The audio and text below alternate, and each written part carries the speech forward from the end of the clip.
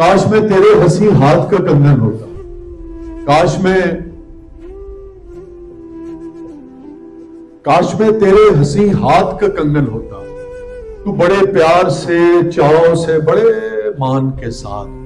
اپنی نازک سی کلائی میں چڑھاتی مجھ کو۔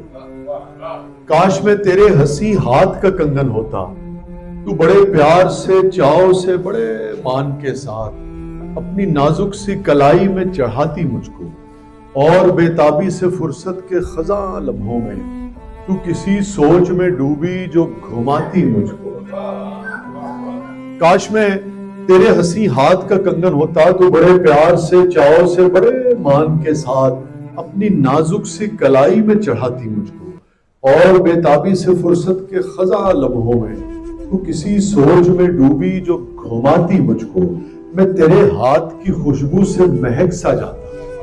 میں تیرے ہاتھ کی خوشبو سے مہک سا جاتا، جب کبھی موڈ میں آ کر مجھے چوما کرتی، تیرے ہونٹوں کی میں حدت سے دہک سا جاتا۔ رات کو جب بھی تو نیندوں کے سفر پر جاتی، رات کو جب بھی تو نیندوں کے سفر پر جاتی، مرمری ہاتھ کا ایک تکیہ بنایا کرتی۔ مجھے کسی نے کہا کہ آپ کی آبزرویشن جو ہے حسن کے بارے میں وہ بہت اچھی ہے، تو میں نے کہا ہاں، مطلب ہم بھی دیکھتے رہتے ہیں، اپنی کلاس فیلوز بھی ہیں اور بھی، تو یہ ایسے ہی کرتی ہیں خواتین۔ کہنے لگے آپ نے اپنے جو کلاس فیلو جو ہم مکتب تھے ان کے اوپر پھر کیوں نہیں کچھ لکھا؟ میں نے کہا یار وہ نا میرے جو کلاس فیلوز تھے نا، وہ جو فارغ اوقات میں زیادہ تر وقت وہ نا پینسل سے کان کھجاتے رہتے تھے۔ اب یہ اتنا غیر جمالیاتی قسم کا فعل ہے، اس پہ کیا نظم لکھی جا سکتی ہے؟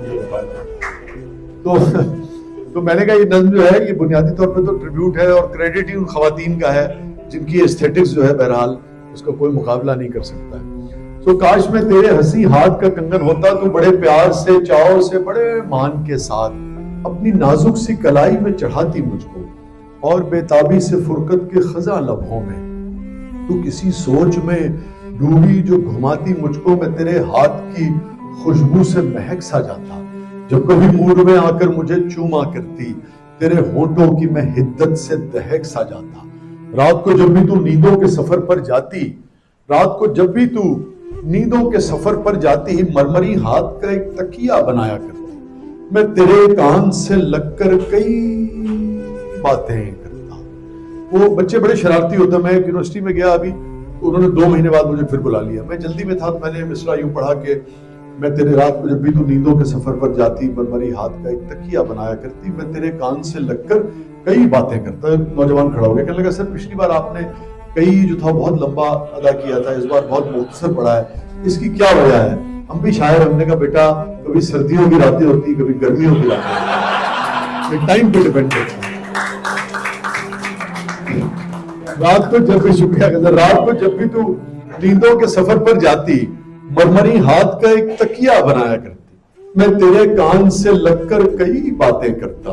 تیری زلفوں کو تیرے گال کو چھیڑا کر۔ آخری مصرع آپ پڑھیے گا، آپ کا مصرع پڑھنا بتائے گا کہ راحیل نے، ڈاکٹر صاحبہ نے اور آپ سب نے مل کے، طلحہ نے جو محفل آج منعقد کی ہے PCR نے بچوں کے لیے، وہ کیسی لگی آپ کو اور کیسی یادیں آپ لے کے جا رہے ہیں؟ رات کو جب بھی تو نیندوں کے سفر پر جاتی، مرمری ہاتھ کا ایک تکیہ بنایا کرتی۔ آخری مصرع میں نہیں پڑھوں گا، آپ پڑھیے گا۔ رات کو جب بھی تو نیندوں کے سفر پر جاتی، مرمری ہاتھ کا ایک تکیہ بنایا کرتی، میں تیرے کان سے لگ کر کئی باتیں کرتا، تیری زلفوں کو تیرے گال کو چھیڑا کرتا، مجھ کو بےتاب سا رکھتا تیری چاہت کا نشہ، مجھ کو بےتاب سا رکھتا تیری چاہت کا نشہ، میں تیری روح کے گلشن میں مہکتا رہتا، میں تیری روح کے گلشن میں مہکتا رہتا، میں تیرے جسم کے آنگن میں کھنکتا رہتا، میں تیری روح کے گلشن میں مہکتا رہتا، میں تیرے جسم کے آنگن میں کھنکتا رہتا۔ کچھ نہیں، کچھ نہیں، کچھ نہیں تو، ارے کچھ نہیں تو یہی بے نام سا بندھن ہوتا، کاش میں تیرے ہنسی ہاتھ کا کنگن ہوتا۔